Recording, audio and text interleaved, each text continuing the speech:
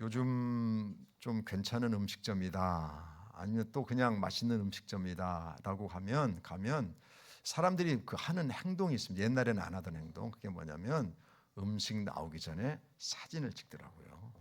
아마도 나 여기 왔어, 이거 맛있어, 아마 그런 것들을 SNS에 올리려고 하는 것 같아요. 그래서 맛집을 투어하기도 하고, 여행 가면 맛집을 꼭 찾아가서 맛있는 것을 먹기도 합니다.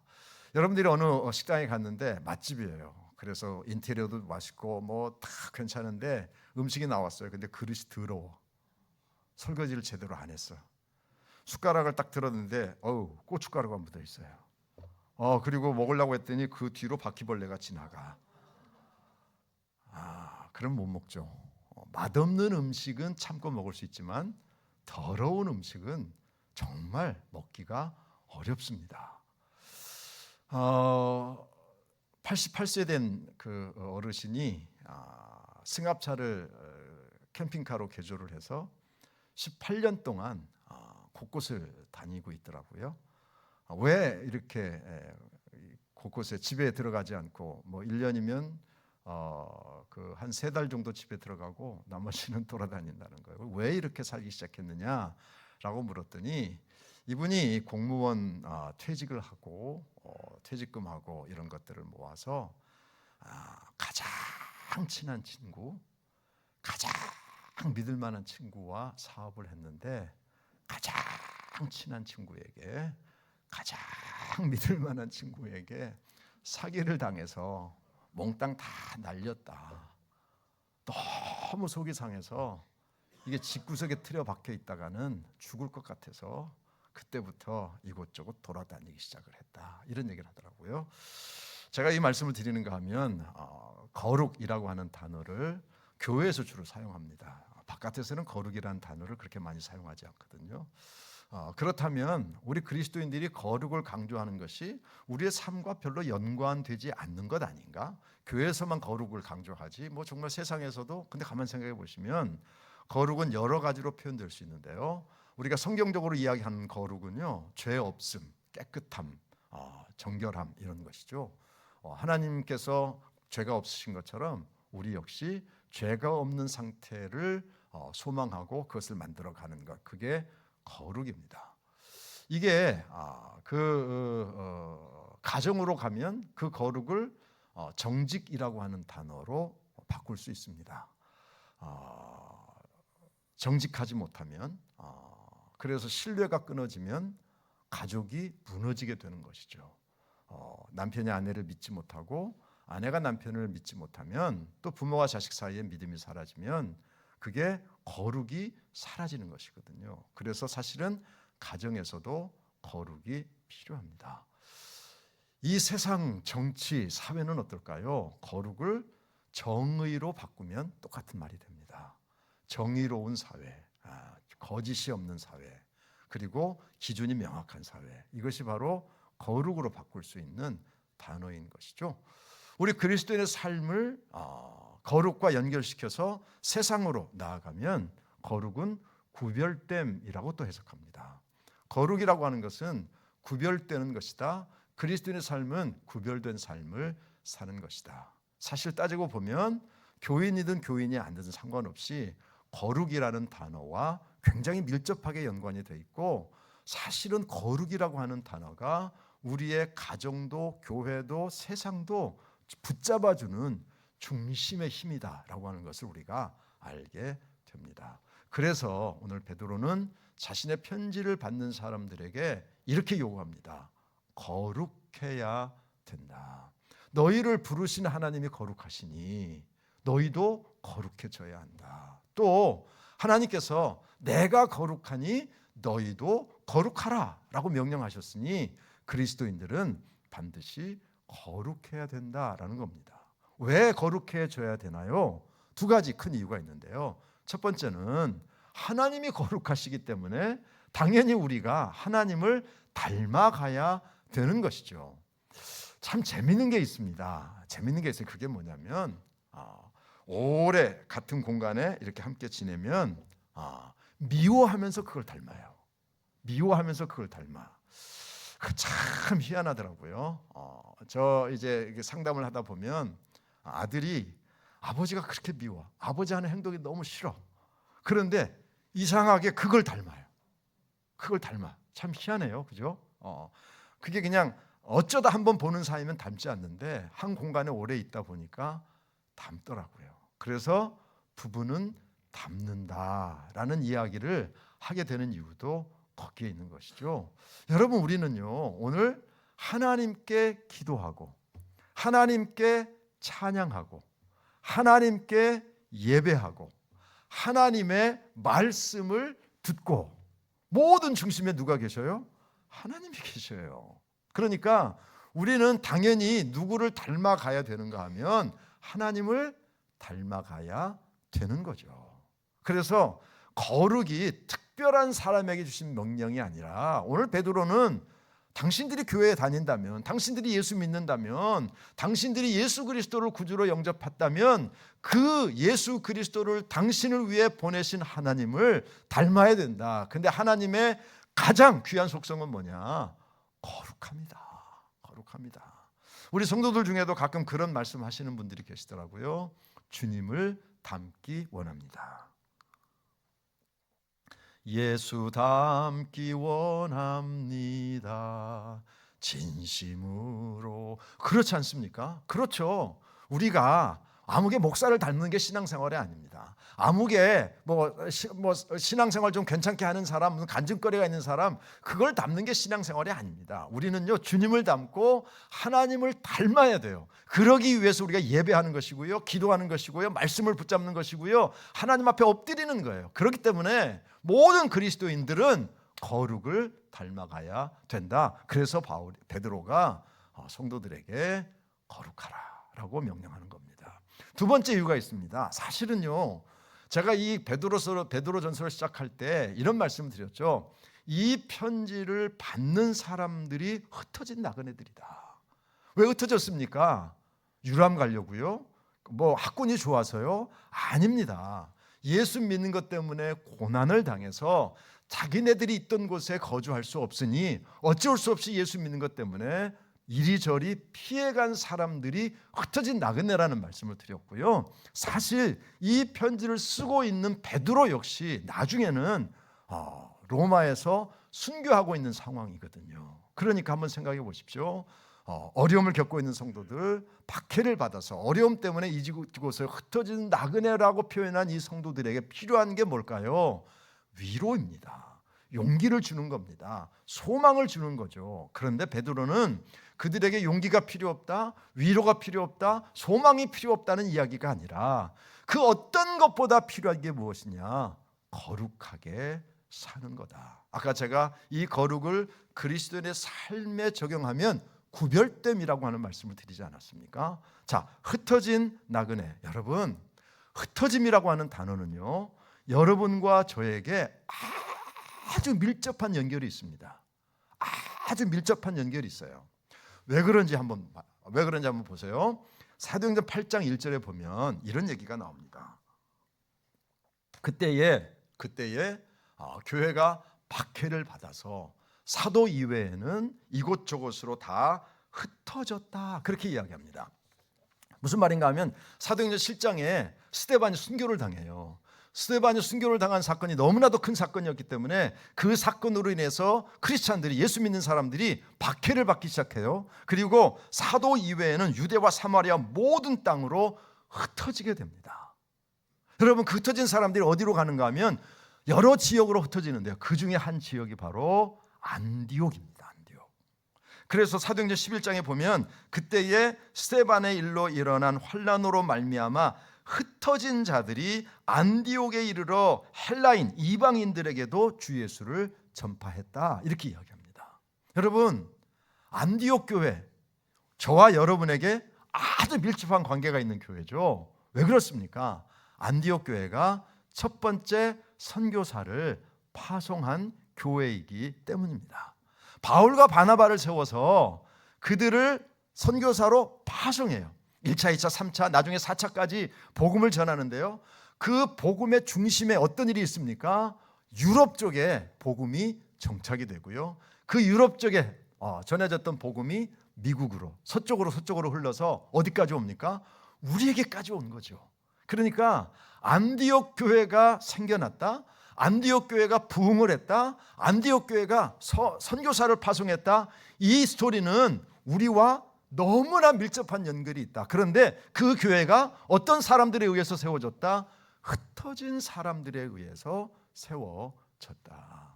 자, 그렇다면 아니 어떻게 안디옥 교회는 그렇게 능력 있는 교회가 될 수 있었을까요? 아니 어떻게 안디옥 교회는 선교사를 파송할 정도로 강력한 힘을 가진 교회가 되었을까요? 여러분, 사도행전 11장에 안디옥 교회는 두 가지 면에서 저와 여러분에게 밀접한 관계가 있는데요. 첫 번째는 그들이 선교사를 파송해 주었기 때문에 우리의 신앙에 아주 뿌리와 같은 교회가 안디옥 교회다. 그런데 그 안디옥 교회는 어떤 교회였는가 하면 제자들이 안디옥에서 비로소 그리스도인이라 일컬음을 받게 되었더라, 이렇게 되어 있습니다. 우리가 보통 예수 믿는 사람을 크리스찬 이렇게 부르지 않습니까?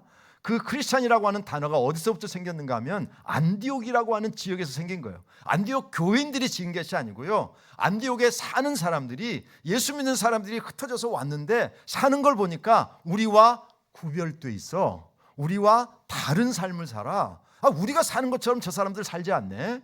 그래서 알아보니까 그렇게 구별된 삶을 사는 이유가 그리스도, 예수 때문이라는 거죠. 그래서 그들에게 붙여진 이름이 그리스도를 따르는 사람, 또 그 예수쟁이, 이런 의미에서 크리스찬이라고 하는 이름을 붙여진 거죠. 안디옥 교회가 선교사를 파송했기 때문에 그 복음이 우리에게까지 흘러왔다. 그런데 그렇게 능력 있는 교회가 되기 위해 뭐가 있었다? 그곳에 흩어진 사람들이 구별된 삶을 살았다. 흩어진 사람들이 무슨 힘이 있겠습니까? 흩어진 사람들이 무슨 자랑할 게 있겠습니까? 그런데 안디옥에 있는 사람들이 예수 믿는 것 때문에 흩어져 온 사람들을 가만히 보니까 우리랑 달라, 우리랑 구별되어 있어. 다시 말로 오늘 말씀으로 한다면 거룩한 삶을 살아, 크리스찬이야. 여러분, 이것이 바로 안디옥 교회를 만들게 된 것이고요, 결국은 우리에게까지 영향력이 끼쳐진 것이죠. 그렇기 때문에 오늘 베드로는 흩어진 사람들에게 이야기합니다. 흩어진 사람들은 어려운 사람들이죠. 그럼에도 불구하고 거룩해야 돼, 구별되는 삶을 살아야 돼. 하나님이 거룩하시니까 당연히 거룩해야지. 그리고 너희들을 흩어지게 한 이유가 뭐겠어? 단순하게 바퀴를 피하는 거겠어? 아니야. 흩어진 자들을 통해서 안디옥 교회가 세우듯이 너희들이 흩어졌지만 구별된 삶을 살면 거기에 하나님의 역사가 나타나게 되는 거야. 오늘 아까 우리가 찬송한 것처럼 거기에 꽃들의 역사, 열매의 역사가 나타나서 주님을 찬양하는 역사가 나타나게 될 거야. 그러니까 거룩하게 살아야지, 그러니까 구별된 삶을 살아야지 라고 우리에게 강력하게 도전하고 계시다는 겁니다. 여러분과 저 역시 어떻게 보면 흩어진 자의 삶을 사는 거죠. 건강한 사람도 있고요, 건강하지 못한 사람도 있습니다. 우리의 삶에는 여러 가지 차이가 있어요. 그런데 우리가 그리스도인이라면, 우리가 예수 믿는 사람이라면 똑같은 소망을 가지고 나가야 돼요. 그게 뭐냐면 거룩함입니다. 하나님, 거룩한 삶을 살게 하시옵소서, 정직한 삶을 살게 하시옵소서, 세상 사람들에게 신뢰받는 삶을 살게 하시옵소서, 사람들에게 당신의 삶은 나와 다르다, 구별된 삶을 살아갈 수 있도록 도와주소서. 이것이 저와 여러분의 소원이고 베드로를 통해 주시는 하나님의 명령임을 잊지 말아야 되는 것이죠. 야고보 사도는 아예 이렇게 이야기했습니다. 오직 위로부터 난 지혜는 그 다음에 첫째가 성결하고입니다. 여러분, 헬라어는 아시겠지만 제일 앞에 나오는 게 가장 중요해요. 그러니까 그 뒤에 여러 가지 화평, 관용, 양순, 긍휼 이런 것들이 나오는데 지금 하나님께서 야고보 사도를 통해서 하고 싶은 얘기가 있어요. 그게 뭐냐면 성결하지 않으면 화평할 수 없다, 성결하지 않으면 관용할 수 없다, 거룩하지 않으면 선한 열매가 나타날 수 없다 라고 이야기할 정도로 성결함, 거룩함, 구별됨은 너무나도 중요하다. 그래서 우리가 성결교회잖아요. 그래서 성결교회가 좋은 교회라고요.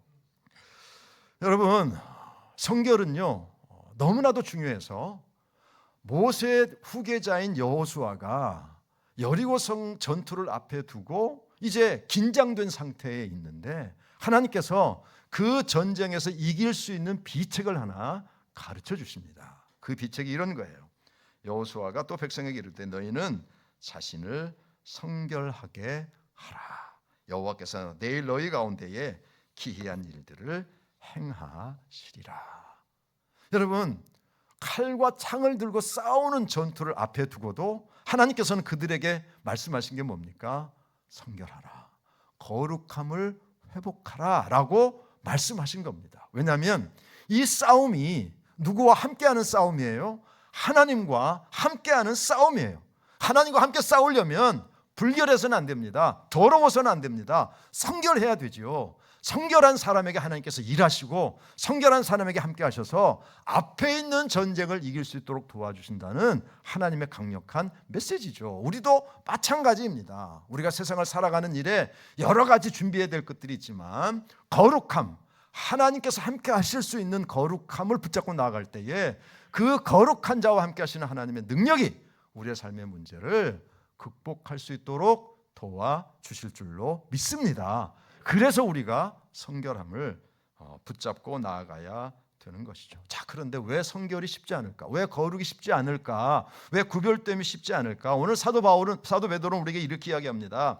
전에 너희가 따르던 사욕이 있다, 욕심이 있다라고 이야기하고 있고요. 또 22절에 보면 너희가 진리를 21절에 보면 그를 죽은 자 가운데 살리시고 영광을 주신 하나님을 그리스도로 말미암아 믿는 자니라고 이야기하면서 우리가 믿음 이전과 믿음 이후가 있는데 믿음 이전의 삶은 욕심을 따라가는 삶이었고, 그리고 18절에 보면 조상이 물려준 헛된 행실도 있다는 겁니다. 그러니까 이게 무슨 말인가 하면 사도 바울이 표현한 옛 사람이 우리 안에 남아있다, 옛 습관이 우리에게 남아있다, 죄의 쓴뿌리가 완전히 뽑혀야 되는데 자꾸 이게 싹이 나려고 한다. 그렇기 때문에 그런 욕심과 그런 세상적인 것들이 아직도 남아있기 때문에 우리가 거룩을 이루기가 쉽지 않다라고 우리에게 이야기하는 것이죠. 자, 여러분, 예수님의 마지막 3년을 우리는 공생에 이렇게 이야기합니다.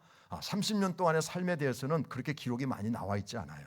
단편적으로밖에 없지만 3년의 생애, 공생의 생활은, 공생의 삶은 마태, 마가, 누가, 요한 또는 바울을 통해서 이렇게 저렇게 복음서로 남겨져 있습니다. 자, 그런데요, 주님께서 공생애를 시작하시고 공생애를 마무리하면서 똑같은 행동을 하신 게 있습니다. 그게 뭐냐면 성전 청결이라는 겁니다. 성전 정결 사건이라는 겁니다.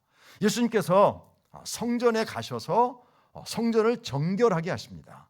여러분 기억하시죠? 그런데 예수님의 사역 처음에 있었던 일이 성전 정결이고요. 그리고 마지막에 있었던 일이 마지막 일주일에 있었던 일 중에 하나가 바로 성전을 정결하게 하는 일입니다. 이건 어떤 의미를 상징하는 것입니까? 예수 그리스도의 사역의 초점이 무엇에 있다? 깨끗함에 있다, 정결함에 있다. 그런데 여러분, 예수님께서 성전을 정결하게 하시러 성전에 갔을 때에 어떻게 행동하셨는지 혹시 기억하십니까? 성경에 어떻게 묘사하고 있습니까? 여러분, 주님은 인자하신 분입니다. 주님은 우리같이 쉽게 뚜껑이 열리시는 분이 아니에요. 그분은 인자하시고 사랑이 많으시고 정말 모든 사람들을 품어주시면서 수고하고 무거운 짐진 자들아 다 내게로 오라, 이렇게 말씀하시는, 정말 그리고 본인 스스로도 나는 온유하고 겸손하니라고 표현할 정도로 정말 그런 따뜻한 분입니다. 그런데 여러분, 성전에 가셔서 성전을 정결하게 하실 때에 어떻게 하셨습니까?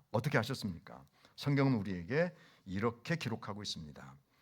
성전 안에서 소와 양과 비둘기 파는 사람들과 돈 바꾸는 사람들이 앉아 있는 것을 보시고 노끈으로 채찍을 만드사 양이나 소를 다 성전에서 내쫓으시고 돈 버는 사람들의 돈을 써두시며 상을 엎으셨다. 혹시 여기 남자분들이 예전에 밥상 뒤엎으신 분 계십니까? 네. 여러분 한번 생각해 보십시오. 본인 스스로도 내가 인자하고 온유하고 겸손하다고 표현하셨던 분, 그리고 그의 삶 자체가 정말 따뜻한 분이거든요. 그런데 성전을 정결할 때 그 모습을 보십시오. 노끈으로 채찍을 만들고요, 사람들을 내쫓고요, 상을 뒤집었고요. 여러분 한번 보십시오. 희한하게도 예수님께서 이 더러운 것을 청결하게 할 때는 이게 죄송한 표현입니다. 정말 뚜껑이 열리신 것 같아요. 그 정도로 청결하게 하는 것에 아주 예수님께서 온 열정을 다해서 깨끗하게, 이거 성전 사역 초기에, 사역 마지막에, 여러분 이게요 목숨 걸고 하는 일이에요. 그 당시에 기득권을 가지고 있던 사람들이 예수님을 메시아로 인정했습니까? 아닙니다. 결국은 십자가에 못 박아 죽일 정도로 강력한 힘을 가지고 있는 사람들이잖아요. 그 사람들이 중심으로 살고 있는 것이 성전이에요. 그런데 그 성전에 가셔서 노끈을 휘두르시고 채찍을 휘두르시면서 상을 뒤엎으시고 쫓아내셨다? 목숨 걸고 하신 일이란 말이죠. 무엇을 상징하는지 아세요? 거룩함을 회복하는 것은요 목숨 걸고 싸워야 되는 일이에요. 아버지 거룩하게 하시옵소서. 이거 가지고 안 된단 말이죠. 예수님께서 더러움을 깨끗하게 하시기 위해서 여러분 그 정도로 예수님의 모습이 바뀌시잖아요. 자, 그런데 그 성전 청결이 그때 그 사건으로 끝난 것일까요? 물론 예수님께서 직접적으로 성전을 청결하게 하신 것은 그 사건은 끝났습니다. 그런데 지금은 누가 성전입니까? 여러분과 제가 성전이잖아요. 사도 바울이 고린도교에 편지하면서 너희가 하나님의 성전인 것을 알지 못하느냐. 우리는 성전이란 말이죠. 자, 그렇다면 내가 성전이야. 주님이 오셔요. 성전인 나의 삶에 주님이 오셔요. 그런데 주님이 오셔서 깨끗하다, 거룩하다가 아니라 혹시 노끈으로 채찍을 만드시고 뒤엎으시고 화를 내시고 뭘 쫓아내시고 그래야 될 성전의 상태는 아닌가. 왜냐하면 내가 성전이니까.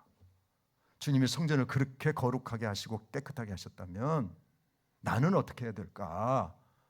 주님이 성전인 나에게 오시면 과연 어떻게 하실까?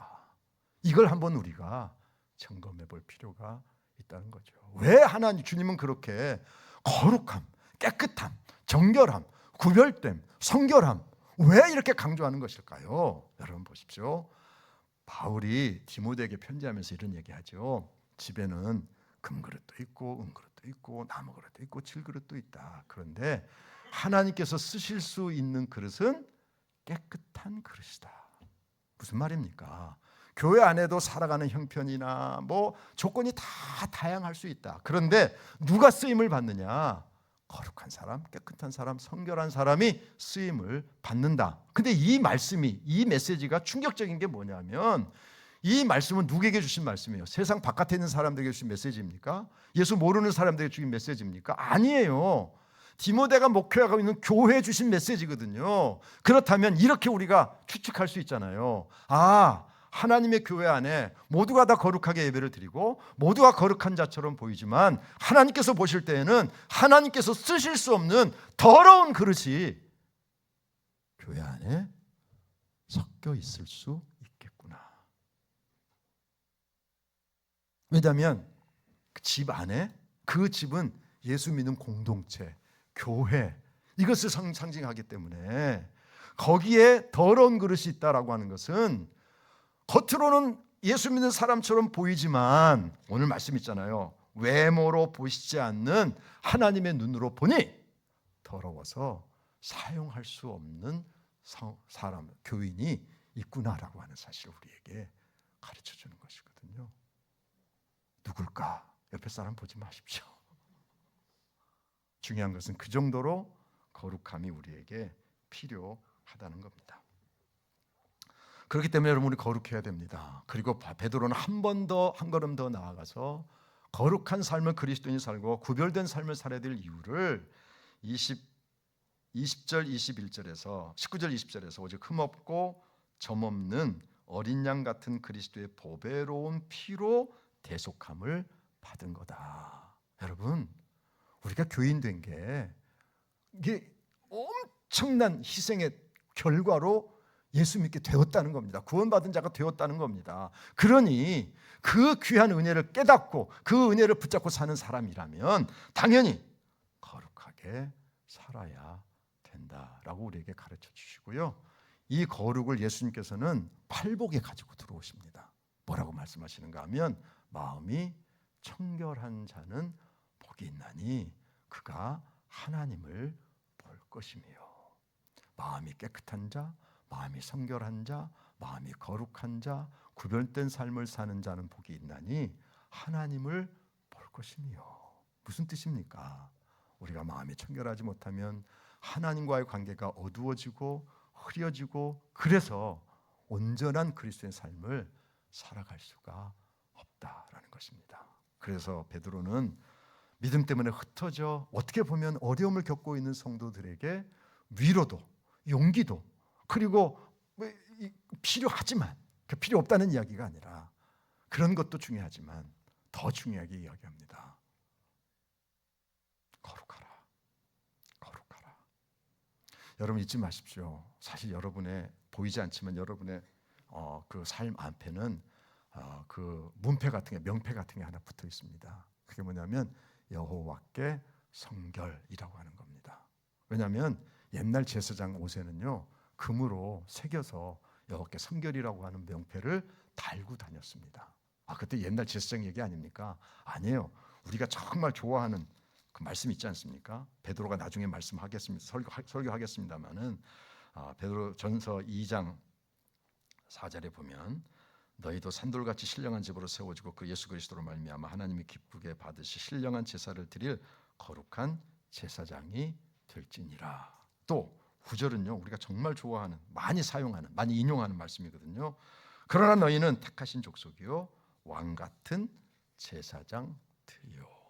여러분과 저는 제사장들이고요, 우리 앞에 보이지는 않지만 여호와께 성결이라고 하는 명패가 붙어 있다. 그러니 당연히 제사장적인 삶을 살아야 되고 성전다운 삶을 살아야 되는데, 그러려면 거룩한 하나님의 모습을 본받아서 거룩한 삶을 살아가야 된다. 하나님과 나 사이의 거룩함은 죄가 없이 깨끗한 상태입니다. 세상으로 나아가면 정직함과 정의로움입니다. 그리스도인이 세상에서 살아갈 때는 거룩은 구별됨입니다. 이 거룩이 무너지면 내 신앙도 무너지고 교회도 무너지지만, 이 거룩을 붙잡고 나아가면 바로 나를 통해서, 교회를 통해서 거룩하신 하나님의 역사가 반드시 나타날 줄로 믿습니다. 거룩을 열망하고 거룩하기 위해 하나님을 닮아가고, 거룩하지 않은 것을 버리고 거룩하지 않은 것을 끊어버리는 믿음의 승리자들이 되시기를 주의 이름으로 축원합니다. 하나님 고맙고 감사합니다. 하나님이 거룩하니 너희도 거룩하라. 하나님 또 우리에게 말씀하십니다. 내가 거룩하니 너희도 거룩하라. 흩어져 어려움을 겪고 있는 나그네 같은 성도들에게 위로의 말씀, 용기의 말씀보다 더 강력하게 거룩한 삶을 요구하고 계십니다. 아버지, 이 세상을 살고 있는 우리들에게도 거룩한 삶을 요구하신다는 사실을 깨닫고 잊지 않게 도와주셔서 하나님과 나 사이에는 죄가 없는 깨끗한 관계를 유지하고 더러운 것을 버리고 아버지 회개하고 성령이 거하시기에 부족함이 없는 전으로 만들어 나가게 하시며, 이 세상에 살아갈 때에는 구별된 삶을 살아서 거룩하신 하나님을 증거하는 복된 성도들이 되게 하여 주옵소서.